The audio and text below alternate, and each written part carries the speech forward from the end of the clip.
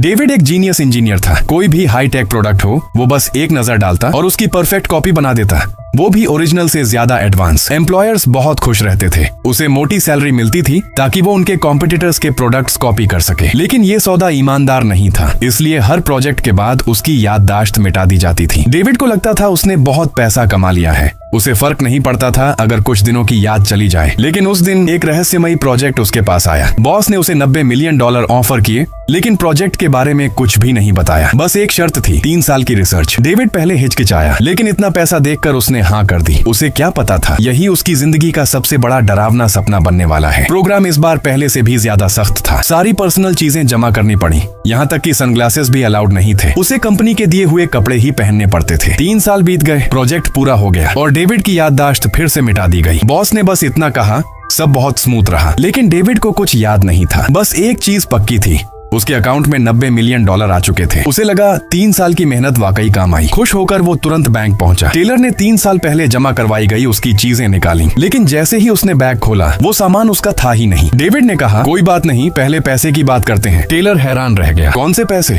आपने तो 1 महीने पहले ही सारे पैसे छोड़ दिए थे। आपके सिग्नेचर अभी भी डॉक्यूमेंट पर हैं। डेविड वहीं जम गया। 3 साल की मेहनत, $90 मिलियन और बदले में मिला सिर्फ बेकार सामान। टूटा हुआ डेविड घर लौटा, लेकिन जैसे ही घर में दाखिल हुआ उसे कुछ गड़बड़ महसूस हुई। कोई उसे देख रहा था। वो FBI थी। उन्होंने उस पर इल्जाम लगाया, सरकारी सीक्रेट्स चोरी करने का और उनसे पैसा कमाने का।